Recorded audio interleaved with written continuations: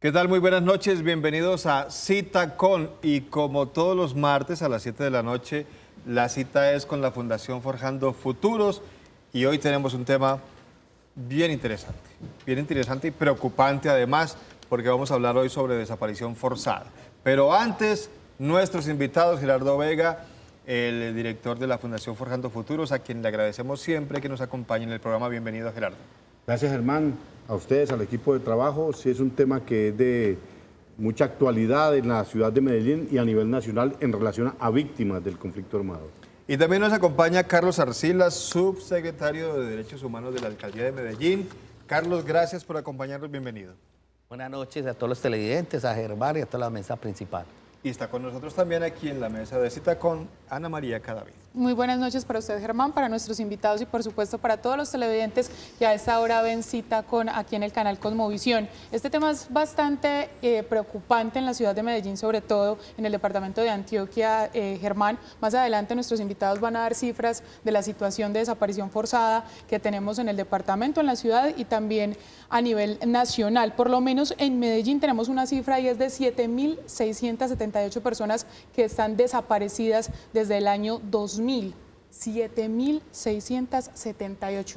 Esas son bastantes personas solamente en 8 años, porque ellos nos van a hablar de un informe que se entregó el viernes 15 de marzo a propósito de este tema de desaparición forzada, Germán. ¿Y qué tal, Ana María, si comenzamos definiendo ese fenómeno de desaparición forzada? ¿Qué es, Gerardo, la desaparición forzada? Y aclaremos a los televidentes que no es una definición que usted se está inventando, ni Carlos Arcila, ni nadie, sino que es una definición de desaparición forzada que aparece en la OEA y en la ONU. ¿Qué es desaparición forzada? Bueno, primero establecer una diferencia con lo que ha sido el secuestro. Hasta el 2002 no estaba tipificado, no estaba en la normatividad interna nacional la desaparición forzada. Es la privación de la libertad, es la aprehensión, la detención, el ocultamiento de una persona sin que se dé información de su paradero. Ha estado vinculado internacionalmente a las fuerzas del Estado. En Colombia ya se reconoce también y es la única parte del mundo donde se reconoce con los actores del conflicto armado, guerrilla, autodefensas o paramilitarismo y agentes del Estado. En el mundo entonces se habla de desaparición forzada solo cuando involucra a agentes del Estado. Y aquí en lo nacional se integra a quienes han ocasionado el conflicto, guerrilla, paramilitarismo y agentes del Estado. Es apenas lógico. Es apenas lógico, pues, por la trascendencia que ha tenido un conflicto tan largo de 60 años en Colombia, por la degradación del conflicto, por muchas circunstancias. Quiero decir además que este es un delito de violación a los derechos humanos, un delito de lesa humanidad que no prescribe con el transcurso del tiempo, y decir además que es un delito continuado y permanente. El delito de desaparición se presenta desde el momento en que desaparece la persona, en que se oculta la persona, en que no se da razón de su paradero de la persona, hasta el momento en que se tiene razón del paradero o aparece el cuerpo de la persona o aparece viva la persona. Entonces es continuado, día tras día, mientras la persona esté desaparecida. Bueno, sabemos, Gerardo y Carlos, que hay casos, sobre todo donde están involucrados paramilitares, también guerrilla y agentes del Estado, de personas de las que jamás se vuelve a saber nunca. Y en el proceso, por ejemplo, con las autodefensas, se conocieron casos que eran muy tristes de personas que iban a hablar con estos jefes paramilitares, y ahora está ocurriendo también lo mismo con la guerrilla, que nunca obtuvieron resultados ni respuestas sobre el paradero de sus seres queridos. O les dijeron, no, lo matamos y lo tiramos al río y ni siquiera se sabe dónde está el cuerpo. Es como si se les hubiera tragado la tierra, como sí. si se hubieran esfumado. Esa es una verdadera desaparición, hay muchos casos de estos. Vale. Pues precisamente la Alcaldía de Medellín viene liderando el Plan Integral de Búsqueda de Personas Dadas por Desaparecidos. Lo que estás diciendo, nace precisamente la situación que ha vivido el país en el marco del conflicto de las desapariciones.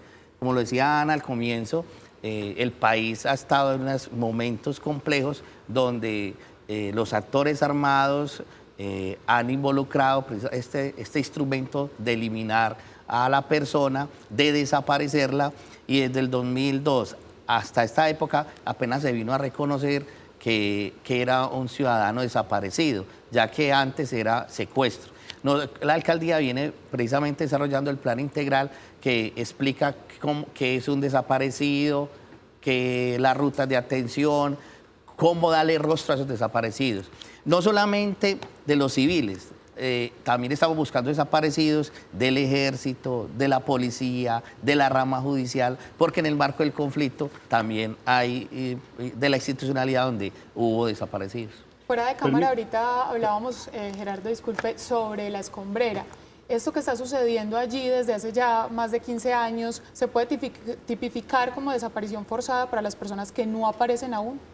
Permítame decir algo, Ana María, sobre ese tema, en el sentido de que precisamente esos instrumentos, lo de la escombrera, para relacionarlo con la escombrera, es que a partir de los acuerdos de paz quedados con la FARC y la Jurisdicción Especial para la Paz y la Comisión de la Verdad, también hay otro instrumento de justicia transicional que es la Comisión de Búsqueda.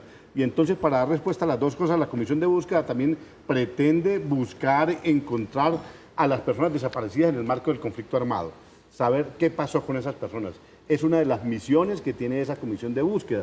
Antes de pronto estábamos muy alrededor de lo que era medicina legal en la Fiscalía, donde allí pues se reconocía y se identificaban las personas. Pero acá esta tiene una función en concreto, las personas desaparecidas en medio del conflicto armado. Y sobre eso, a lo que tú vas, en la escombrera hay una solicitud del MOVICE, Movimiento de Víctimas de Estado, a nivel nacional. Entiendo que son muchos sitios en el país donde han pedido una medida cautelar y aquí en Medellín está sobre la escombrera. Una medida cautelar que pretende que se mantenga allí sin ninguna actividad ni comercial, ni de lanzar allí más escombros, ni de sacar material de construcción para buscar precisamente a los desaparecidos. Vamos a ver qué resuelve la Jurisdicción Especial para la Paz sobre esa medida cautelar que involucra de manera directa a la ciudad de Medellín con la escombrera. Exactamente, o sea, aquí está dos procesos que bueno anotar. El plan integral de búsqueda de personas dadas por desaparecidos, hoy estamos en clave judicial. Sí. Claro, en clave judicial se viene buscando no solamente en la escombrera, sino en cualquier territorio del país los desaparecidos. Con la nueva norma y la creación del nuevo sistema judicial de la JEP, habla de la búsqueda de personas dadas por desaparecidas en clave humanitaria. Entonces, ¿qué hizo Moise? Decir, mire, hay unos sitios señalados en el país donde al parecer hay desaparecidos. Uno de esos sitios es la escombrera. La escombrera, entonces, no se ha encontrado en el polígono 1, tiene 3 polígonos, polígono 1, 2 y 3, no se encontró ningún resto óseo. Y la solicitud de Moise es, mire, en ese sitio, protéjalo. Hoy está cerrado, es un sitio privado, está cerrado y está protegido el 1, 2 y 3. ¿Qué se está planteando ahí? Claro, que todos los actores que estuvieron involucrados en el conflicto armado den mayor información de desaparecidos, no solamente en la escombrera, sino en otros sitios de la ciudad, en clave humanitaria. O sea, ahí entra el sistema y el nuevo grupo del plan de búsqueda de personas dadas por desaparecidos, ya en clave humanitaria, que es importante para encontrar los desaparecidos de la ciudad y el país. Yo creo que ahí es clave el proceso. Y en la escombrera ya hay que esperar si esta medida que hemos planteado como alcaldía. La alcaldía dice, no, en el momento no se necesita tomar la medida cautelar porque está en este momento siendo reservada, protegida, no hay modificación del lugar, pero es una decisión que debe remitirse a la Fiscalía General de la Nación para decir si va a intervenir o no va a intervenir. Carlos, déjeme tema para después de la pausa que tenemos que ir al corte. Ya regresamos para seguir hablando sobre desaparición forzada aquí en Citacón.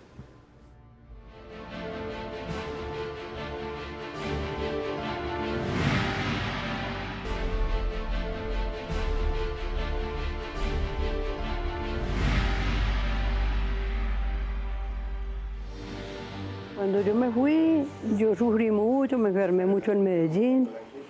Ya no podía dormir, yo no salía casi a la calle porque yo he sido muy miedosa de los carros. Y cuando ya dijeron que esto estaba terminado, yo me vine sola de cabecidura. Uno no le daba ya ganas de hacer nada. Mala y llena de bejucos por la pared. Y aquí tuve 4 meses, después un nieto se vino a acompañarme. Y me puse a sembrar maticas por ahí, a sacar rastrojos. Los muchachos comenzaron a venir. Ellos me mandaban con que yo sobrevivir, pero no había dónde ganar plata. Y usted sabe que uno después de que la finca se le cae. Y ya cuando me vine, ya que nos pudimos venir, eso fue una maravilla. Ya venir a comenzar a a parar la finquita y a tener los animales, que es con lo que yo me he criado toda la vida. Ya se siente uno acompañado.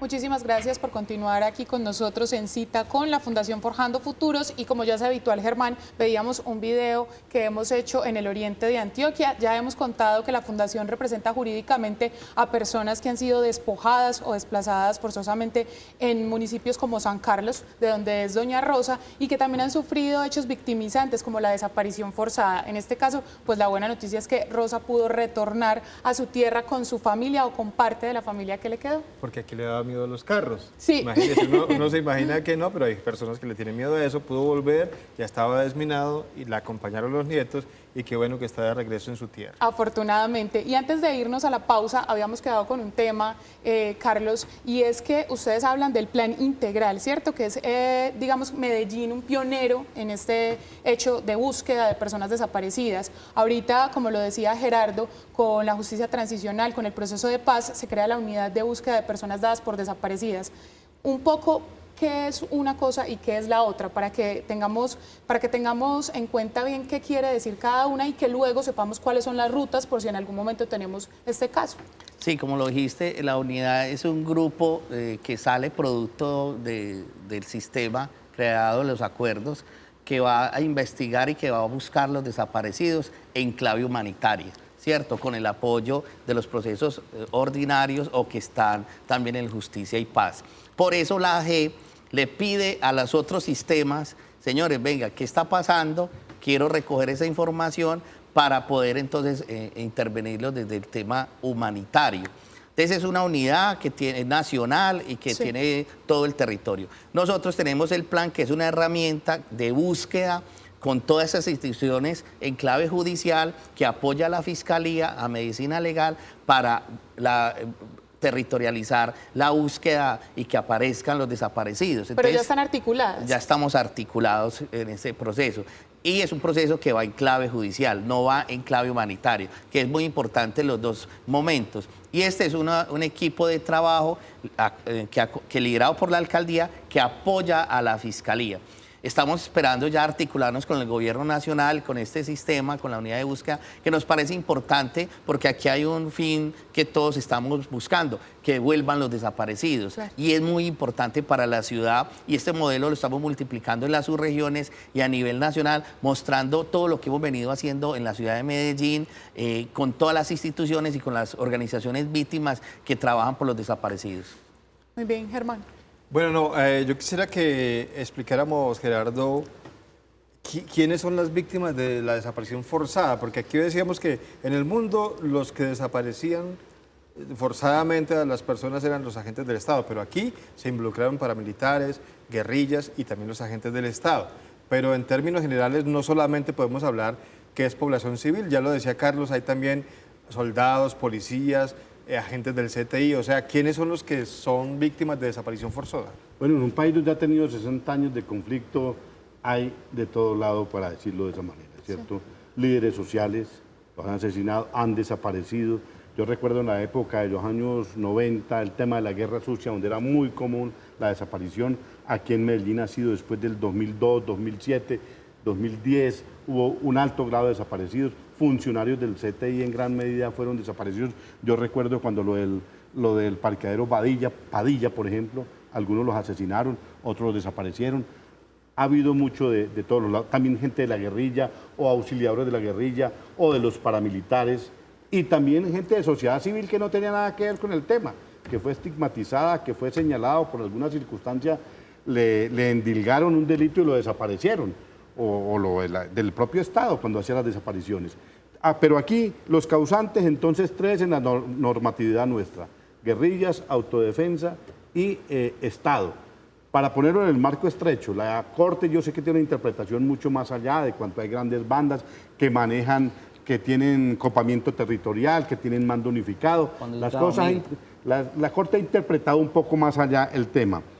para decirlo de esa manera. Entonces yo creo que sobre esas personas recae. ¿Y quiénes son, además, o cómo se causa la desaparición? Puede ser voluntaria, involuntaria y la forzada. La forzada de las que hemos venido hablando es contra la voluntad de la persona, cuando se retiene, se oculta, se aprende, se desaparece la persona, no se da información sobre ella. En sí mismo es la búsqueda de desaparecer a la persona, de ocultarla, a la diferencia con el secuestro. En segundo lugar, las desapariciones involuntarias, las personas que por alguna circunstancia de enfermedad desaparecen, no saben dónde regresar, enfermedad mental generalmente, y las personas, es una desaparición involuntaria, pero los familiares no saben de su paradero, ni ellos mismos saben dar razón dónde es su hogar. O la desaparición voluntaria, que por diferentes motivos decide ausentarse de su vivienda de manera definida, sin dar ninguna explicación, no le dice a nadie. Entonces, pues esas tres son formas de desaparición y esas son las que registra el sistema. Claro, vamos a hacer una nueva pausa y ya volveremos para seguir hablando aquí con Gerardo Vega y Carlos Arcila sobre este tema que sigue preocupando en Colombia y en Medellín y en Antioquia, por supuesto. Desaparición forzada, ya volvemos.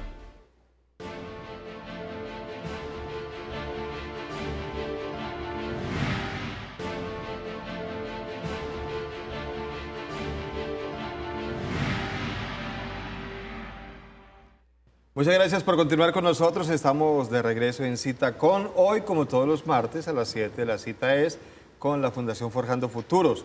Y vamos a seguir hablando sobre el tema de la desaparición forzada con nuestros invitados Gerardo Vega, de la Fundación Forjando Futuros, y Carlos Arcila, subsecretario de Derechos Humanos de la Alcaldía de Medellín. Hablemos, Ana María, de lo que hemos mencionado durante todo el programa, el informe sobre este tema en Medellín. Es que al iniciar el programa comenzamos hablando de ese informe que se entregó el viernes, que se llama Desenterrando la Verdad, Historias de Vida y Desaparición Forzada. El informe, como bien lo dijimos, se entregó ante algunas personas que trabajan derechos humanos aquí en la ciudad de Medellín, específicamente de las mesas de derechos humanos del Valle de Aburrá. Hablemos, Carlos, al respecto. ¿Cuáles son los resultados de ese informe que se entregó, que además es el informe anual de derechos humanos? Sí, es muy importante, como lo has dicho, la alcaldía, precisamente con el operador Forjando, ha hecho un trabajo serio, disciplinado y ordenado, primero visibilizando esta situación, una situación que no lo hemos mirado solamente en el actual periodo, sino en los periodos anteriores del fenómeno de desaparición, ¿cierto? Y entonces esto lo que permite es precisamente tener un mapa de realización e intervenciones que queremos desarrollar. Primero, el informe avanzado, que es parte del plan integral, con todas las instituciones, organizaciones de víctimas, medicina legal, fiscalía, entre otros. ¿Qué hemos desarrollado? Uno, tenemos un resultado de 60.630 familias que reportan como desaparecidas desde hace 18 años, ¿cierto? En Colombia. En Colombia, que esto es... por ejemplo, el Centro de Memoria habla de más, pero este reporte es el que tenemos de acuerdo al sistema de información donde se tramita, donde se han declarado que hay desaparecidos, ¿cierto? Repitamos la cifra, Carlos. Es 60.630 familias, ¿cierto? Entonces esto es muy importante. Desde esta época, desde el 2000 al 2018, o sea que es de un promedio desde hace 18 años de los desaparecidos en Colombia. ¿Cuántos se han reportado desaparecidas en Medellín? 7.678, o sea, desde hace 18 años. Y de las cuales 3.840 han sido halladas vivas. 500. Perdón, 500 han aparecido vivas. Y muertas 3.278 continúan todavía desaparecidas. Muchas, 3.278 personas continúan aún desaparecidas en Medellín. Solo Medellín, estamos hablando de solo Medellín. Y no hay ninguna información, digamos que ninguna pista, nada, no se sabe nada, completamente desaparecidas, no hay forma de saber dónde estén. Claro, precisamente lo que hemos hecho con la Fiscalía es hacer un mapa donde se presumen. Además, en la época que hemos analizado este marco, muchos, como en la época pasada, se decían NNs, personas no identificadas, son lo que ahora son desaparecidas. Entonces, por eso este reporte, que ha sido más o menos de la época del 2000 al 2010, una época de violencia fuerte en la ciudad de Medellín, fueron enterradas en el Cementerio Universal un promedio de 900 personas no identificadas, o sea, personas desaparecidas. Y este es un universo que con la Fiscalía le hemos coordinado para buscarlos allá y poder identificarlos y darles santa sepultura. Usted que menciona el Cementerio Universal, hay un mausoleo solo para las víctimas. Contémosle un poquito a la gente de qué se trata. Sí, precisamente reivindicando, en homenaje a las personas desaparecidas, tenemos un mausoleo que se llama Ausencias que se nombran. Ausencias permite precisamente que los familiares allí de los cuerpos que hemos encontrado en Medellín durante todo este periodo, desde que iniciamos en este periodo el Plan Integral de Búsqueda, reposen allí los restos. Y este mausoleo, precisamente allí, todas las familias van, oran, elaboran su duelo, se reencuentran y es un espacio de reflexión, de oración, que ha sido muy importante precisamente para la reparación, para el reencuentro, cuando tengamos desaparecidos que se han encontrado y que volvemos precisamente a que las familias allí tienen ya los restos óseos. ¿Cuál es la ruta que debe seguir un familiar de una persona desaparecida? A veces cuando uno ve hasta en las series de televisión que una persona no se puede reportar sino después de yo no sé cuántas horas porque hay que esperar si aparece, pero ¿cuál es la ruta? Digamos que hay algunas horas, algún límite en el tiempo, si ya está desaparecida hace 10 años no la puedo reportar como desaparecida hoy, ¿o cómo es esa ruta? No hay ni plazo ni horario para reportar las desapariciones. En cualquier momento tiene que ser recibida esa reclamación, esa denuncia por las autoridades y la gente puede asistir a la Fiscalía, al CTI, a las personerías, a Medicina Legal, a cualquiera de estas entidades, a la unidad de víctimas, a la unidad de búsqueda, a reportar allí la desaparición de una persona.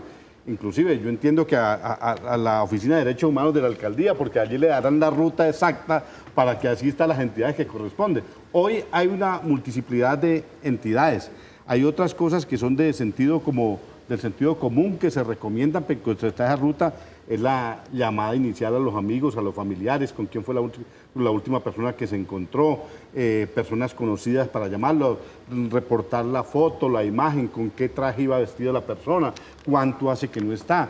Todos esos datos que son de normal desarrollo, pues hay que entregarlo a las autoridades y empezar el trámite. Esa es una ruta inicial. Yo creo que hay otras cosas, pues, la búsqueda en los hospitales, ¿cierto? Llamar al 123, comunicarse con otras oficinas que tienen que ver con la atención de adultos, por ejemplo, de la administración municipal, comunicarse con la oficina de medicina legal.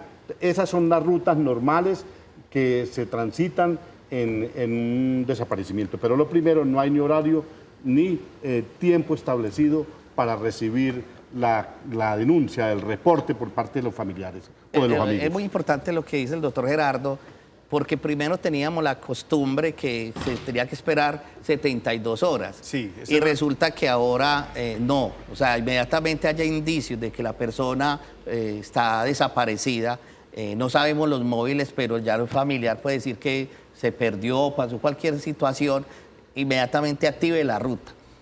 Por ejemplo, las redes han ayudado mucho a activar las rutas. Las redes sociales, este ha sido un sistema de ruta que hay que saberlo manejar de manera responsable, pero en casos que ya nos ha sucedido, ya inmediatamente activan la ruta y nosotros inmediatamente a través de esa información coordinamos con Fiscalía, el 123 y empezamos que todos actúen y funcionen en torno a la persona que ha sido desaparecida.